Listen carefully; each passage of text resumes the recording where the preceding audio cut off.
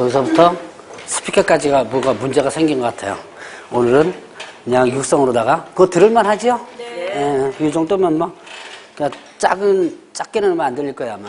근데 뭐 점심을 또 민법 시간에 사는 거예요. 그래. 난 몇 시간에 또 산다 그런 줄 알았는데 또. 자 봅시다. 손해배상 책임 성립 요건 부분 있죠? 이게 이제 손해배상 요건이 있습니다. 두 가지. 고의과실하고 자기 사무소를 다른 사람의 중개의 장소로 제공했을 때, 자 그러면 이때 이제 개업공개사가 손해배상을 해줘야 돼요. 근데 문제는 개업공개사가 손해배상을 해줄 수 없는 경우들이 많죠. 네, 일단은 사고 납니다. 그럼 일단 어떻게 해요? 샷다문 내리고 들고 튀어야지요. 일단 1차적으로. 튀어야 될 거 아니에요. 일단. 자, 그러면 나중에 분명히 이 과목, 여기서는 손해배상 요건을 갖다 만들었습니다. 고의 또는 과실, 내 사무소를 다른 사람 중개의 장소로 제공해야 되면. 근데 배상해줄 사람이 어떻게 돼요? 해줘야지 해주는 거죠. 네, 그러니까 그 돈이 없는 경우도 있어요. 배째라 그러죠. 자, 그럴 때 만약에 의뢰인은 어떻게 하냐? 이제 만약에 손해가 난다. 손해배상 청구 들어갑니다. 돈 내놔라. 너 때문에 손해 났으니까. 나 돈 없다 그러면 그때부터 어떻게 해요? 소송을 안 할 수밖에 없잖아요. 자, 여러분들 민사소송 해보신 분 계세요? 한번 손 들어보세요. 민사소송. 해보셨어요? 얼마짜리 해보셨어요? 2억. 오, 그래도 액수 좀 큰 걸로 변호사 꼈겠네요. 그럼 2억 정도면. 받았어요? 네. 받았어요? 아직 진행 중이에요. 진행 중입니까? 하는 중이구나. 저는 민사소송 옛날에 한번 했다가 한 푼도 못 받고 지금, 땡 한 적 있습니다. 이 민사소송이라는 것이요. 가능하면 하지 않는 게 좋아요. 저는 이제 소위 말해서 좀 안다고 껍적거려가지고 4천 얼마짜리를 이제 변호사 없이 그냥 뚝딱 떨면서 제가 이제 혼자서 저 고등법원까지 올라갔었어요. 이게 판결 받았는데 판결 받아봤자 아무 소용이 없어요. 예, 네, 도만주는 그만이에요.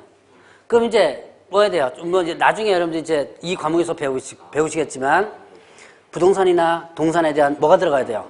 경매. 최종적으로 들어갈 수 있는 게 그거예요. 근데 그것도 뭐 있어야지만 뭐가 들어가든가 말든가 하죠.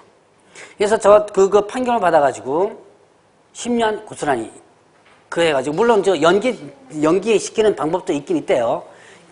시효를 채권 시효라 그러는데 시효를 연기시키는 방법이 있긴 있어요. 그런데 그냥 하고 나중에 10년 지나가 찢어버렸습니다. 근데 어쨌든 이제 소송을 제기해도 일단 아무 소용없는 거예요. 자, 그래서 나온 제도가 바로 무슨 제도냐면 업무 보증 설정 제도입니다. 자, 이 업무 보증, 그러니까 손해배상, 여러분들이 교재에 보면 손해배상 책임과 업무 보증 설정이겠죠?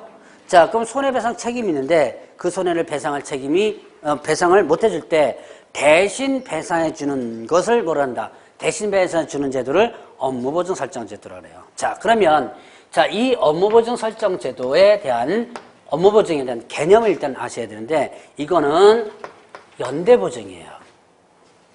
언제 발생될지 모르는 채무. 이걸 흔히 이제 이 교재에서 뭐 일반적으로 이제 글자로다가 표현하면 뭐라 하냐면 장래 발생 채무에 대한 뭘 얘기하는 거? 연대보증이다. 언제 발생될지 모르는 채무에 대한 연대보증이에요. 이거를 업무보증이라고 합니다. 이거를 여러분들이 흔히들 보험이라고 생각하시는 분인데 나를 위한 보험이 아니에요. 여러분들 이제 대부분 이 업무보증 설정하면 많이 뭘 떠올리냐면 자동차 보험을 떠올려요. 자동차 보험, 여러분들이 자동차 보험 가입해야죠? 그러면 나중에 사고 나죠? 그럼 뭐 보험 처리한다 그러죠? 그러면 어디에서? 보험에서 보험 처리하면 보험 처리한 금액을 나한테 청구하나요? 안 하나요? 자동차 사고 났죠? 사고 나가지고 이제 보험 처리하죠? 그럼 뭐 500만 원, 1000만 원 수리비 나오죠? 상대방에 대한 부분 처리돼가지고 예를 들어서 수리비 1,000만 원을 나한테 청구해야 안 해요? 안 하죠? 대신 좀 보험료만 조금 더 오를 뿐이죠. 매월 불임포는 보험료가 조금 나중에 오를 뿐이고, 나한테 청구를 안 합니다. 자, 자동차 보험은 나를 위한 보험입니다. 근데 이 업무보증 설정은 나를 위한 보험이 아니다. 자, 소위 말해 이제 법 해석에서는 제3자를 위한 보험이다 그러는데요. 자, 제3자를 위한 보험이다 라고 그것도 맞는 얘기지만 일단은 연대보증이다 라고 생각하시면 돼요. 내가 돈을 못 갚았을 때 대신 이 업무보증 설정한 기관에서 대신 갚아주는 거예요. 자, 이 제도가 바로 업무보증 설정. 그럼 이거를 여러분들이 이해하지 못한다면, 여러분들 사업할 때도 이 업무보증 설정하는 경우가 종종 있습니다. 자, 그런데 만약에 이해를 하지 못하면 여러분들이 취업 한번 해보셨을 거예요. 취업할 때 뭐 하죠? 보증 쓰죠. 옛날에는 여러분 인보증 아세요? 나이 좀 드신 분들은 아실 거예요. 인보증. 우리 부모님 재산세 납부 증명서까지 다 해가지고 인감증명서 첨부해가지고 인보증 쓰죠. 요즘 뭐 해요? 예. 보증보험 회사에 가가지고 보증 증서 하나 떼어가지고 제출을 하죠. 자, 이거 여러분들 취업 보증하는 거 뭐 때문에 이렇게 취업 보증하는 거예요? 나중에 근무하다가 사고가 나거나 금전적이거나 어떤 큰 사고가 나거나 아니면 또 횡령하거나 또 들고 튀는 경우도 있죠. 그럴 때를 대비해서 그럼 들고 튀어버리면 어떻게 돼? 이 사람이 받지 못하죠? 그럴 때를 대비해서 그 보증보험회사 가서 대신 청구하는 거예요.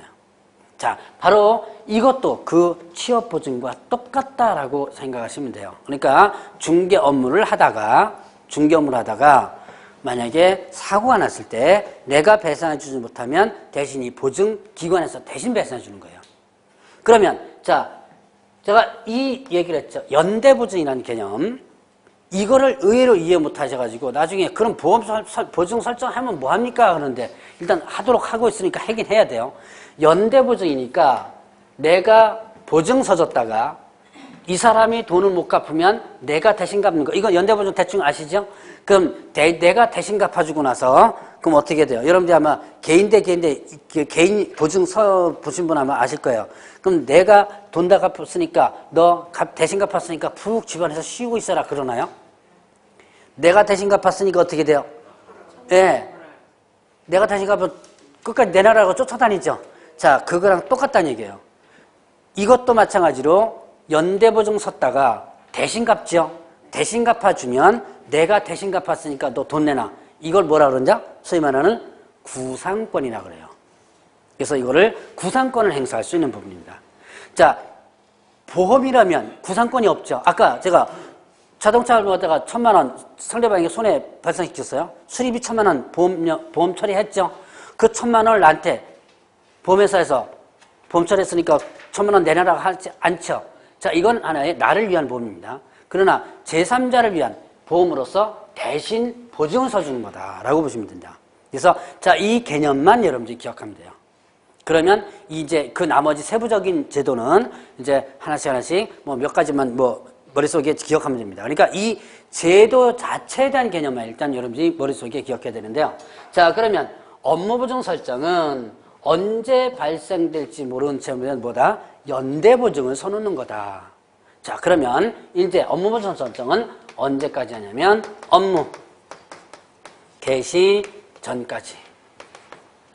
자, 다시 한번 업무보증 설정은 언제까지 설정하는 거다? 업무 개시 전까지 설정하는 거라 그랬어요. 자, 그러면 업무 개시 전까지 업무보증을 설정을 하는데 그러면 어디다가 설정하느냐? 자, 보증보험이나 아니면 공제기관이나 아니면 공탁이나 세 개 중에 택 1 선택해서 합니다. 자, 보증보험 회사. 여러분 보증보험 회사 뭐 있어요? 네, 지금 서울보증보험 회사 있죠? 옛날에 대한보증이 있었는데 아마 서울보증에다 아마 합쳐서 쓸 거예요, 아마. 자, 그래서 보증보험 회사나 아니면 공제. 자, 이 공제는요, 뭐와 똑같냐면 보증보험과 같습니다. 자, 그러면 보증보험과 같은데, 근데 공제 어디서 하는 거예요? 자, 여러분들이 공제라는 거 많이 들어보셨죠? 공제. 공제는 대부분 어디서 하는 거예요? 그 직능 단체에서 하는 거죠. 단체에서. 자, 이제 주택공제도 있죠. 이 공제사, 뭐, 이렇게 보니까 학원 공제도 있더라고요. 학원 연합회에서 뭐 하는 거 있더라고요. 자, 이것처럼 여기에서 공제는 지금 현재 어디서 한다? 공인중개사 협회. 자, 이거는 협회에서 운영하는 거거든요. 근데 뭐와 똑같다 그랬어요? 보증보험과 똑같은 개념입니다. 다만 보증보험에서는 상품이 이거 갖고 장사하는 거죠? 상품이 여러 가지예요. 여러 가지. 그래서 예를 들어 가지고 뭐 취업 보증도 여기서 다 하죠. 여러 가지 보증에 대한 상품이 상당히 많아요. 근데 공제는요. 상품이 뭐 하나밖에 없어요. 개업 공개서를 위한 업무보증 설정. 요 하나밖에 상품이 없는 거예요. 그러니까 뭐와 똑같은데 개념은 보증보험회사와 같은데 공제는 상품이 하나밖에 없다라고 보시면 되는 거예요. 자, 그 다음에 공탁은 뭐 여러분들 잘 아실 거예요. 어디서 하는 거죠? 네, 법원에서 하는 거죠. 자, 그럼 이렇게 해서 세 개를 선택해가지고 업무보증 설정을 해줘야 돼요. 언제까지 하는 거예요? 이건 의무입니다. 업무보증 설정은 의무예요. 이거는 선택이 아니에요. 의무입니다. 이거는요. 세 개 중에 하나는 반드시 선택해가지고 업무보증 설정을 해줘야 된다. 이거를 만약에 위반하면 어떻게 된다? 이때는 등록이 취소될 수 있습니다. 즉 상대 등록 취소예요.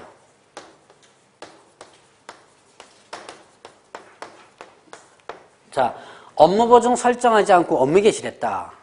업무보증 설정하지 않고 업무 개시했다 그러면 어떻게 된다? 등록이 취소될 수 있다. 상대 등록 취소. 사유에 해당되는 부분. 자, 그러면 여기서 보증보험, 공제, 공탁 세 개 중 딱 선택을 해서 하는데요. 그럼 얼마를 선택하느냐? 자, 법인 있죠? 법인은 사무소가 두 가지 종류가 있다고 그랬는데 혹시 기억하세요? 본사와 지점. 네, 있었죠? 본사를 뭐라 그랬죠? 주된 사무소라고 그랬죠. 자, 법인은 주된 사무소가 있었고요. 그 다음에 또 네, 분사무소가 있었죠. 지점, 분사무소 이렇게 있습니다. 자, 그러면 주된 사무소에서는 얼마 이상 설정되냐면 2억 이상 설정해 줘야 돼요. 그 다음에 분사무소는요. 네, 1억 이상을 설정해 주시면 됩니다. 자, 그러면 공인중개사인 개업공개사와 그 다음에 또 부칙에 의한 개업공개사 있었죠? 자, 공인중개사인 개업공개사하고 부칙개업공개사 있습니다. 부칙개업공개사는 자격증이 있다 그랬어요? 없다 그랬어요? 예, 자, 이 사람의 개념 다시 한번 보죠. 공인중개사인 개업공개사는 공인중개사 자격을 취득해가지고 등록한 사람을 공인중개사 개업공개사로 했고, 부칙개업공개사는 자격증 없이 옛날부터 부동산을 해오던 사람이라고 그랬죠? 그래서 지금 여러분들이 지나가면서 간판, 부동산 중개인 사무소라는 간판이 있다면 이 사람이다라고 했었죠. 자, 이 사람들은 얼마? 1억 이상을 설정하라. 1억 이상. 액수 기본적으로 기억을 해놔야 될 부분입니다. 자, 그 다음에 혹시 특수법인이라는 거 들어보셨죠? 예. 네, 자, 제가 아마 얘기했을 거예요. 특수법인. 다른 법률에 의해서 중개업을 할 수 있는, 중개업은 뭐 농협 있었죠? 그 다음에 또 산림조합 있었죠? 지역농협동조합, 그 다음에 산림조합, 그 다음에 또 산업단지관리기관, 공단 관리하는 거 제가 잠깐 언급했을 겁니다. 그 다음에 또 자산관리공사 있는데요. 이 중에서 농협이 있어요, 농협. 지역농협은 1,000만 원 이상을 설정하라. 자, 지금 액수 머릿속에 다 기억하려고 하지 마세요. 물론 다 당연히 기억해야 되는 부분이지만 오늘은 업무보증 설정이라는 개념이 뭔가라고 하는 것만 머릿속에 개념을 싣고 넘어가면 성공한 거예요. 업무보증 설정이 뭔가만 여러분들이 기억하면. 자, 이제 이렇게 금액을 설정을 합니다. 그러면 이 금액을 보증보험이나 공제나 공탁이 통째로 넣느냐, 그거는 이제 아니에요. 1억, 그냥 개업할 때 그 1억, 2억 이게 없는데 특히 이제 공인으로 개업합니다. 1억이 없는데 어떻게 업무보증 설정하느냐. 사무실 내기도 바쁜데. 근데 이제 이거를요. 보증보험이나 공제는요. 뭐 해준다 그랬어요, 이거를? 연대보증 해준다 그랬죠? 그래서 내가 언제부터 언제까지 보통 기간을 정합니다. 기간을 정한 다음에 그 기간 동안 이 금액 범위를 연대보증해 줄 테니까 연대보증료를 달라 그래요. 그러니까 여러분이 개인 대 개인과 사적인 보증은 어떻게 돼요? 대부분 돈 안 받고 하죠? 도장 찍어주면 소주 한 잔 얻어먹으면 끝입니다. 근데 이거는 연대보증을 해주되 돈을 받고 연대보증해 주죠. 그러니까 결국 이거 돈 받는 거 갖고 뭐 하는 거예요? 장사는 거죠. 자, 연대보증, 내가 이만큼에 대한 연대보증 해줄 거니까 그만큼의 대가를 나한테 달라. 1억 달라는 게 아니에요. 1억 달라는 게 아니라 1억 범위를 보증해 줄 테니까 그 대가를 나한테 달라라고 해서 여기다가 대가를 주면 되는 거예요. 자, 그러면 예를 들어서 지금 기준 0.5%의 금액에 근데 실제로 보니까 0.25%인가? 이 정도 보통 하더라고요, 보니까. 자, 1억이면요. 여기 실무에 계신 분 혹시 계신가요? 얼마 지금 하죠? 공제. 몰라요? 지금 25만 원 정도 한다고 그러더라고요, 공제가. 25만 원. 그러니까 1억이 25만 원이면 0.25%죠. 1억에 25만 원이면 보통 이제 기준이 0.5%예요. 근데 0.5% 다 받는 게 아니라 서로 이제 경쟁하다 보니까 다운되는 거죠. 보증보험 회사 같은 경우는 조금 더 싸대요. 보증보험 회사가 10몇만 원이면 한다 그러는 것 같은데. 자, 이거는 어떻게 하냐면 1년에 자, 보증보험이나 공제는 자, 1년에 보통 이제 0.25%라고 봅시다. 0.25%를 금액을 주면 이 금액을 연대보증해 줬다는 거예요. 그러면 한번 봅시다. 자, 지금 공인중개사인 개업공개서는 1억 이상 설정하라 그랬죠. 그러면 1억 이상 설정하라 그랬으니까 최소한 얼마나 설정해 줘야 돼요? 1억은 설정해 줘야죠. 여러분들 지나가면서 많이 보셨죠? 어디에? 유리창에 공제 1억 이런 거 보셨죠? 대부분 다. 예? 3억까지 봤어요. 대부분 다 1억짜리인데 어느 집에 또 3억짜리래요? 그래요? 대부분 다 1억짜리 돈인데. 자, 어쨌든 1억 이렇게 된다면 그 1억을 통째로 집어넣는 게 아니라 1억이 얼마? 네, 0.25%. 1억이 0.25%니까 얼마예요? 네, 25만 원. 그러니까 1년에 얼마를 주는 거예요? 25만 원을 주면. 자, 공제는 대부분 지금 이렇게 하는 걸로 알고 있어요. 좀 내렸나 올렸나 모르겠어요. 금액은 뭐 중요한 게 아니니까. 그 이제 공제마다 좀 틀려요. 그리고 나중에 또 공부하겠지만 사고 허구한 날 치는 사람하고 사고 또 계속 또 무사고인 사람하고 또 이제 비율이 틀려요. 허구한 날 치는 사람하고 똑같이 받으면 안 되잖아요, 이게. 자, 어쨌든 지금 현재 이렇게 25만 원을 주면 1년간 중개행위에 대해 사고 치는 부분에 대해서 얼마를 이 금액 범위를 보증해 주겠다. 그러니까 이거는요, 한 건당이라고 보시면 돼요. 중개행위의 한 건에 대한 사고에 대한 보증입니다. 여러 건이 아닙니다. 한 건에 대한 한 번 사고 나서 배상해 주면 끝이에요, 이게. 이 범위를 일단 1억 범위를 연대 보증했다고 그러고 25만 원 받는 거예요. 그러면 이렇게 25만 원씩 쭉 받습니다. 받아놓으면 축적시켜 놓죠. 그 중에서 이제 이 가입한 사람이 모두 다 사고 치진 않을 거 아니에요. 그죠? 그 중에서 사고 친 사람한테 요 돈, 모아둔 돈을 주고 남는 돈은 누구 거? 네, 내 거예요. 이 회사 겁니다. 남는 돈은. 그래서 자, 사고가 많으면 어떻게 돼요? 이 회사는 예, 망하는 거죠. 사고가 없으면 예, 돈 버는 거예요. 자, 바로 이렇게 하는 제도가 업무보증 설정 제도입니다. 자, 그러면 25만 원을 주고 자, 이제 25만 원 주고 1년 동안 즉 2015년 1월 1일부터 12월 31일까지 연대보증해 준 거예요. 업무보증 설정을 한 겁니다. 그럼 이 안에 있던 중개인이가 사고가 났어요. 사고가 났습니다. 예를 들어서 자, 5천만 원 사고가 났다. 조금 더 한번 액수 크게 볼까요? 1억 5천 사고가 났다. 1억 5천만 원 사고가 났습니다. 얼마 설정했는데요? 네, 25만 원 줬으니까 1억 설정했죠? 근데 1억 5천만 원 사고가 나가지고 판결문을 들고 가는 거예요. 1억 5천만 원 안 주겠죠, 당연히. 개업금융에서는. 그래서 판결문을 받았더만 1억 5천 판결문이 나옵니다. 이거를 들고 보증기관에 가요. 가면 얼마 줄까요? 예, 1억만 줘요. 왜 1억만 주죠? 내가 얼마까지만 연대보증해 주려는 거예요. 예, 1억 범위까지만 연대보증해 주려 했죠. 그러니까 내가 약속한 범위는 1억 범위입니다. 그러니까 1억 5천만 원을 다 주는 게 아니라 보증기관에서는 5천만 원을 빼고 얼마 주는 거? 1억만 주는 거예요. 그리고 5천만 원은 당연히 어떻게 돼요? 이제 보증기관으로부터 못 받았으니까 누구부터 받아내야 돼요? 예, 개업공개에서도 직접 나 5천만 원 못 받았으니까 네가 내놔 그러는 거죠. 그러니까 없어지는 건 아니에요. 개업공개에서 직접 받아내는 거예요. 근데 이제 현실적으로는 어떻게 돼요? 예, 이거 갖고 받아먹어야죠. 현실적으로 얘는 5천만 원 개업공개 달라 그러면 거의 못 받아내죠. 어쨌든 없어지는 건 아니지만 어쨌든 실질적으로 못 받는 금액입니다. 사실은요. 어쨌든 여기서는 우리가 법적으로는 소멸되는 금액은 일단 아니에요. 자, 그러면 이제 여기서 1억을 누가 줬어요 지금?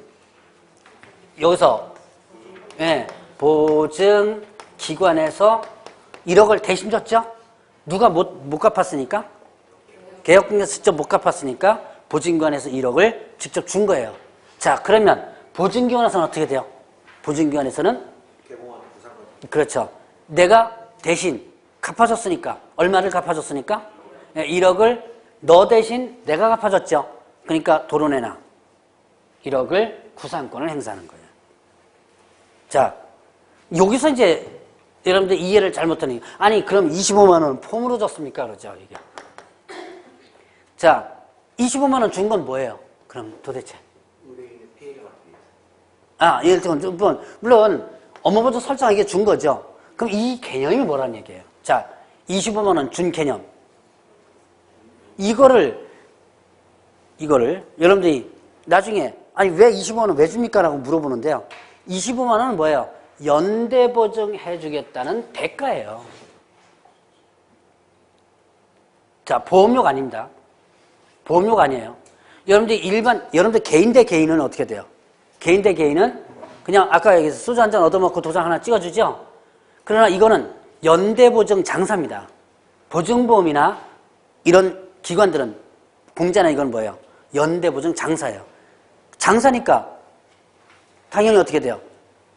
연대보증을 가지고 돈 벌어 먹어야죠. 그러니까 연대보증을 서주는데 대신 이걸 받겠다는 얘기죠. 그러니까 이거는 뭐가 아니다.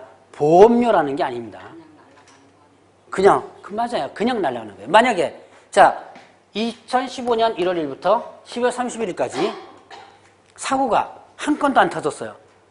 그래도 25만 원 어떻게 돼요? 네, 날라가는 거예요. 사고가 나서 1억 대신 배상해줬죠. 그러면 나 25만 원 내는데 왜 구상권 행사냐? 이게 아니에요. 25만 원은 25만 원이고 이거는 연대보증 해주겠다는 조건하에서 그러니까 연대보증을 어떻게 하는 거? 무료가 아닌 유료로 연대보증 해주는 거예요. 유료로 연대보증 해주는 거고 대신 갚아줬으니까 너는 도로 내놔라. 구상권은 직접부터 행사할 수 있는 거죠. 자, 그래서 그런 개념이다라고 하는 거. 자, 그래서 이렇게 여러분들이 개념을 일단 짚어보시고 자, 일단 이거는 일단 업무보증은 뭐가 아니라 그랬어요? 보험이 아니라 그랬죠. 보험이 아니다. 소위 말하는 뭐다? 연대보증이다. 이걸 제가 강조를 하는데 그거를 이해를 못하는 경우가 공인 중개사 자격 취득한 사람도 이걸 제대로 이해 못하는 사람이 많아요. 이게.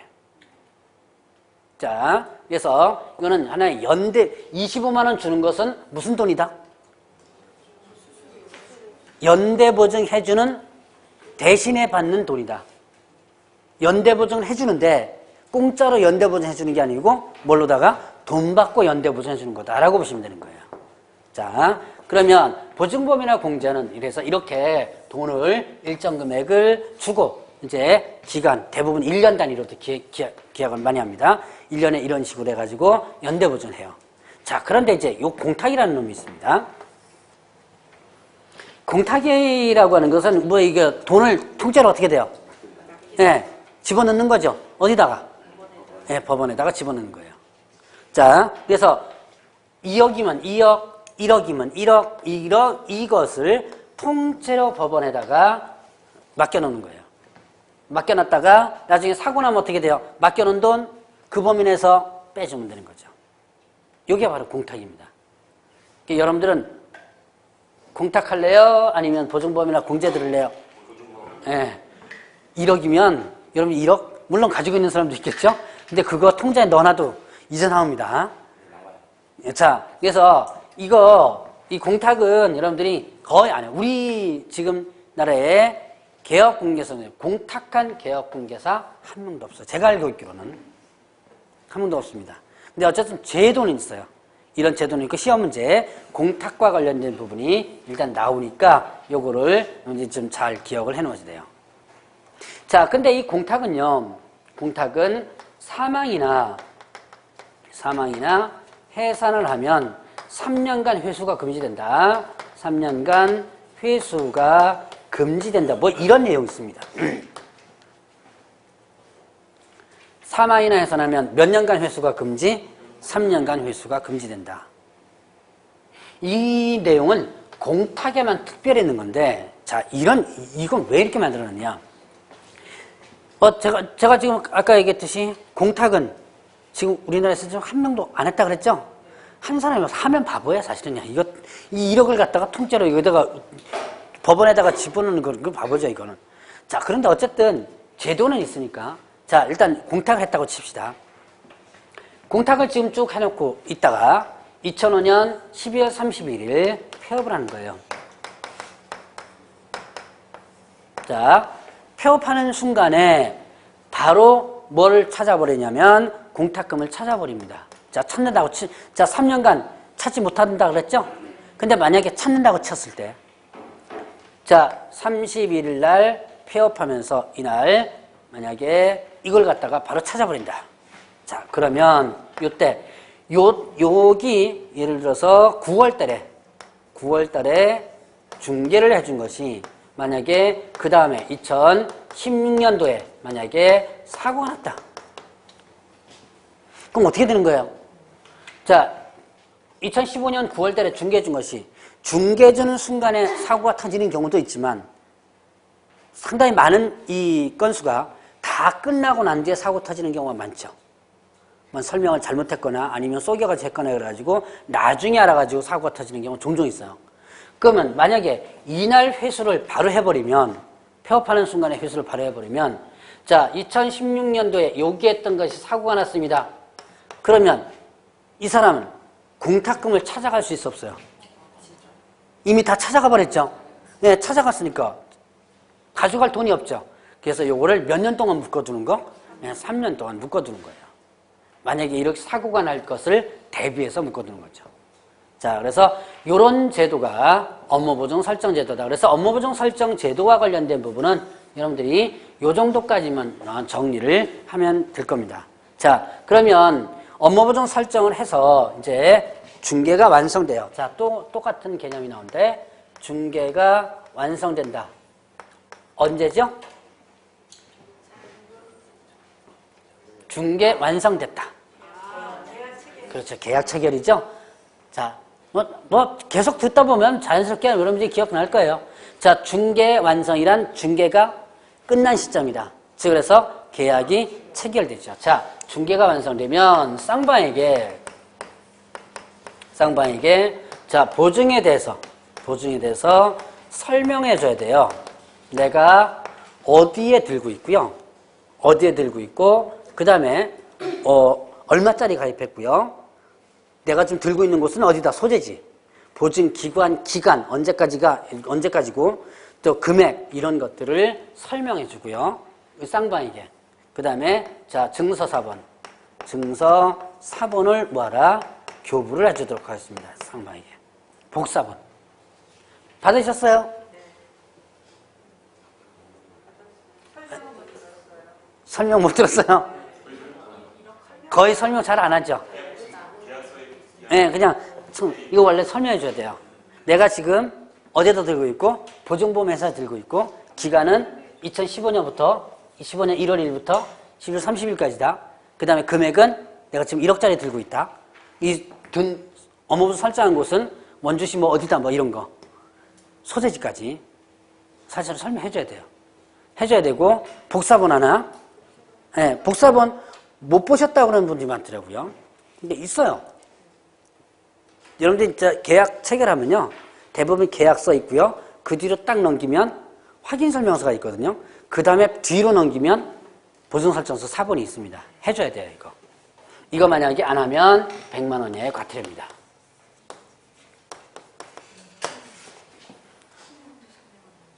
한 번도 설명 안 했었어요. 예. 그나마, 그래서 저 복사본, 그게 이제 문제는 뭐냐면 설명 안 해서, 이거 설명 안 해줘도 100만 원의 과태료거든요. 근데 설명 안 해줬다고 걸면 뭐라 하는데, 나 설명해줬다. 너 녹음했냐? 그러면 이제, 이게 할 말 없잖아요. 이게 증거가 없으니까. 뭐, 이거는 복사본은 교부해줬잖아요. 예. 어쨌든 설명해줘야 돼. 내가 어디다 들고 있고, 금액 얼마짜리고, 기간 언제부터 언제까지고, 설명해주고, 복사본 하나를 교부해주라. 이거 안 하면 100만 원의 과태료. 이렇게 됩니다. 자, 그러면 오늘 업무보증과 관련된 부분에서 여러분들이 일단 기억해야 될 부분은 뭐다? 바로 업무보증의 개념. 자, 액수는 듣다 보면 자동적으로 기억됩니다. 이거 지금 뭐 1억, 2억 달달달 외우려고 하지 마세요. 업무보증이라는 것은 뭐다라는 것만 일단 지금 기억하고 넘어가면 돼요. 지금은 이걸 이해하고 넘어가지만 나중에 그런 부분을 가서 쉽게 정리해 나갈 수 있습니다. 그래서 이건 뭐다? 보험이 아니다 그랬죠? 보험이 아닌 뭐 하는 거? 연대보증이다. 자, 그렇게 한번 개념 구분해보고 자, 뒤로 넘어갑니다. 뒤로 넘어가니까 뭐가 나오냐면 자, 계약금 등의 반환채무 이행 보장제도. 자, 요 제도를 잠깐 보죠. 우리나라의 중개사법에서 있는 제도 중에서 가장 많이 안 써먹는 제도 여기 두 개가 있는데요. 하나 배울 건 저번 주에 배웠습니다. 전속중개계약제도. 도입된 지가 몇 년 됐다 그랬어요? 94년도부터 시행됐으니까 벌써 20년 넘었죠? 그 제도가 중개사법에 벌써 20년 넘게 들어와 있는데도 아직까지도 안 써먹는 제도입니다. 정착이 안 되는 제도인데 자, 또 하나 제도가 바로 192페이지에 있는 계약금 등의 반환채무 이행보장제도예요. 자, 제목을 잠깐 보세요. 제목을 보면 설명이 이해가 됩니다. 계약금 등에 대한 반환 채무에 대한 이행을 뭐 하는 거? 보장하는 제도다. 이 계약금 등이란 자, 여러분들 개업 공인중개사 등할 때도 등 있었죠. 계약금 등하면 어떻게 되는 거예요, 이게? 계약금 등. 자, 계약금 등하면 계약금뿐만 아니라 또 뭔가가 또 있겠죠. 그럼 여러분들 흔히 돈 지불할 때 계약금 말고 뭐가 있어요? 예, 중도금. 그 다음에 잔금. 예, 이게 계약금과 중도 및 잔금까지도 들어가는 거예요. 자, 반환이라는 게 뭐예요? 네, 받은 것을 돌려주는. 자, 반환은 돌려주는 거고, 돌려주는 것을 이행하는 것을 뭐 한다? 보장하는 제도입니다. 자, 그럼 이 제도는 도대체 뭐냐? 자, 이런 경우 있죠. 여러분들 이제 사실은 사고가 상당히 많이 나는 것 중에 하나인데요. A와 B가 있고, 개업, 공인중개사 갑이, 일단, 이 과정에서는 다 중개를 해주는 과정이니까 항상 개업 공인중개사를 낍니다. 어차피 직거래하는 과정은 여기서는 이제 안 하는 거죠. 자, 그러면 이 A의 물건이 어떻게 되느냐? 여기서 어떤 경우가 있을까요? 그래서 가압류를 한번 걸어볼까요? 여러분들이 저기 가압류라는 거 많이 들어보셨어요? 네. 어디서 들어보셨어요? 민법에서? 네, 통장 가압류 있죠. 주로 가압류는 뭐 때문에 하는 거예요? 일단 금전 채권에 대해서 하는 거죠. 어떤 권리에 대해서 하는 걸 뭐라 그래요? 예, 가처분이라고 그러죠. 자, 이제 민법이나 아니면 공시법에서 이런 가압류나 가처분이나 이런 개념을 잠깐 한번 볼 거예요, 아마. 우리가 흔히 가압류라고 한다면 금전과 관련된 부분, 예를 들어서 소송을 제기할 때, 금전 관련 소송을 제기할 때 이 사람이 지금 가지고 있는 재산이 있는데 재산을 어떻게 돼요? 처분하려고 그러죠. 나는 그거 나중에 이겨가지고 이긴 다음에 어떻게 돼요? 그 재산에 대해서 강제집행, 경매를 들어가야 되는데 처분하려고 그래요. 그럴 때 그 재산이나 이런 데다가 가압류를 이제 겁니다. 압류를 일시적으로 건다 그래서 가압류라고 그래요. 그래서 가압류는 주로 금전 채권과 관련된 부분에 써있고요. 가처분이라는 게 있죠. 그럼 주로 이제 권리와 관련된 부분에 썼는데, 자, 이런 가처분 같은 게 이런 경우입니다. A와 B가 이제 중도금까지를 줬는데, 만약에, 자, 얘가 뭔가 좀 삐끗하려고 그래요. 그럴 때, 이 B가, 이 A가 B가 A에게 중도금까지를 주고 이제 잔금 남았습니다. 근데 계약 깨려고 그럽니다. 왜냐? 갑자기 가격이 확 올라가요. 그럼 이제 원래 중도금까지가 지불되면요. 이제 여러분들 이제 나중에 민법에서도 배우시겠지만 계약의 이행이 착수되었다 그래서 일반적으로 중도금까지 이미 지불했다면 일방적으로 계약을 깨지를 못해요. 근데 문제는 가격이 갑자기 올라가죠. 그러면 야 계약 깨자 그러고 뭔가 좀 낌새가 이상하거든요. 이때 B가 A에게 뭐를 권리를 설정하냐면 처분, 금지, 가처분 뭐 이런 걸 설정하는 거예요. 그러니까 주로 이제 권리와 관련된 부분. 그래서 여러분들이 아마 많이 될 겁니다만 뭐 판매 금지 가처분, 뭐 판매권 이거죠. 판매 금지 가처분 뭐 이런 것으로 뭐 저작권 위반된 교재 같은 경우는 뭐 그런 것도 많이 합니다. 그래서 이건 가처분은 주로 권리와 관련된 부분이고 가압류는 주로 채권과 관련된 부분인데 자 한번 보죠. 이 A가 지금 돈을 못 갚아가지고 어디서 가압류가 들어온 거예요. 소송 제기되는 부분에서. 자 그러면 예를 들어서 물건은 아주 괜찮아요. 물건 아주 괜찮습니다. 그래서 물건을 사려고 그러니까 다 가압류가 걸려있죠. 그럴 때 이제 어떻게 합니까? 이 A가 하는 말 뭐라 그래요? 내가 뭐 해가지고 중도금이나 잔금 받아가지고 가압류 뭐 하겠다? 되겠다라고 많이 하죠. 그거 믿으면 돼야 안 돼요? 그거 아주 딴짓합니다. 백발부주 딴짓해요. 나중에 이제 중개 실무 쪽 가시면 실질적으로 이렇게 하면 나중에 개업공개사가 일 처리할 때요. 돈 이렇게 받아가지고 실제적으로 법원까지 가가지고 돈 갚는 거 보고 가압류 해제하는 거 보고 다 완전히 다 해줘야 돼요. 자, 그래야지만 이제 실무 쪽에서는 그런데 어쨌든 여기서는 한번 봅시다. 그래서 이때 만약에 그 말을 믿고 A와 B가 계약을 체결합니다. 자, 계약 체결했어요. 이쪽으로 뭐가 졌죠? 계약금 지불됐죠. 예를 들어서 이렇게 한번 해봅시다. 계약금을 받으면 이 계약금을 갖고 돈 갚아가지고 가압류 말소시키겠다 약속을 한 거예요. 그래서 그 약속을 믿고 얘는 얘한테 계약금을 줍니다. 근데 자 분명히 이제 계약금 줬으니까 중도금 지불 날짜가 오죠. 그럼 중도금 지불 날짜까지 분명히 계약금 갖고 뭘 없애기로 가압류 없애기로 분명히 약속했는데요. 중도금 지불 날짜가 타고 왔습니다. 보니까 아직까지 등기부에 뭐가 있어요? 그 약속 안 지켰죠? 자 그러면 계약 어떻게 돼요? 깨져야죠. 자 결국 누구 잘못이에요? A 잘못으로서 계약이 어떻게 된다? 이제 깨지게 되는 겁니다. 자 이때 이 A가 받은 B의 계약금이 문제죠. 누구 잘못 때문에 깨졌어요? A 잘못 때문에 깨졌죠. 그럼 이 계약금 어떻게 해줘야 돼요? 반환해줘야죠. 해줘요? 그게 문제죠. 바로 여기서 나오는 제도가 이거예요. 자 이때 B가 A에게 건네줄 계약금 등에 대해서 누가 개업공개서나 다른 기관 명의로 예금을 시켜놓는 거예요.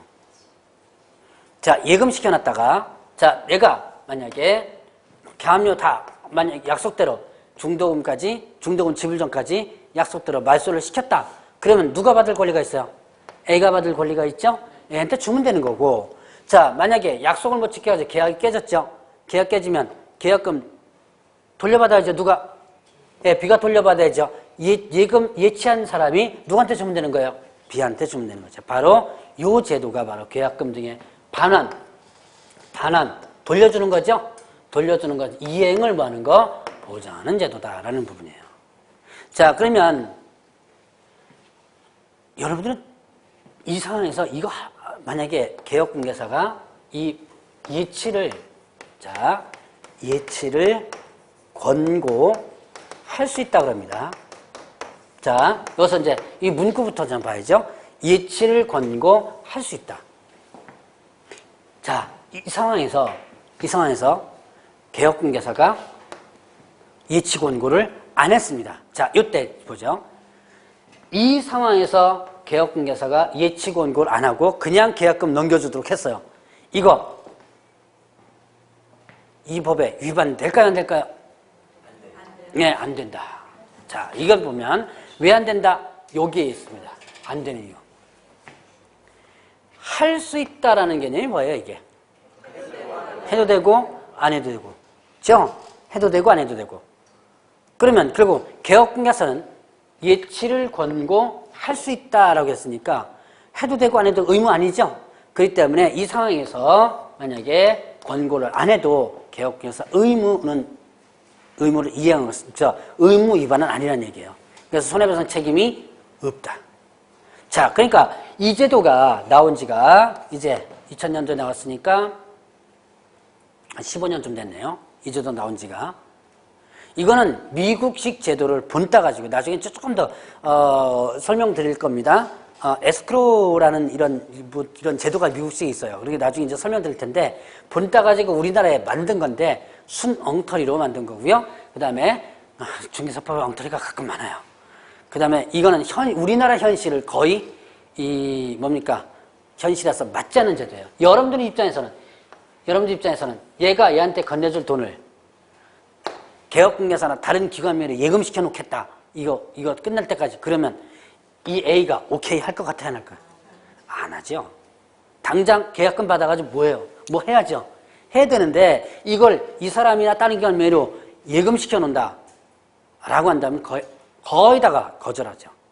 그래서 이런 부분들을 여러분들이 우리나라에서는 거의 제도가 지금 시행되고 있지는 않는 법적 제도일 뿐인 그런 제도입니다. 자, 그러나 여러분들은 이 부분을 여러분들이 이해를 하려고 넘어가셔야 돼요. 자, 계약금 대비 반환채무 이행보장 제도는 일단은 자, 보죠.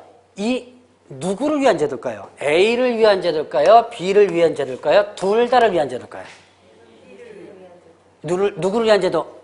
예, 바로 얘를 위한 제도예요. A를 위한 제도는 절대 아니겠죠? 자, 둘 다를 위한 제도도 절대 아니고요. 그래서 이 제도의 취지를 여러분들이 이해하고 넘어가시라. 자, 이때 계약금 등에 대해서 개업공개사는 뭐 할 수 있다? 예치를 권고할 수 있다. 할 수 있다는 것은 반드시 해야 되는 게 아니다. 의무 아니다. 그래서 또는 제도의 취지만 여러분들이 기억하고 넘어가시고요. 자, 좀 쉬시죠. 쉬었다가 금쟁이로 들어가도록 하겠습니다.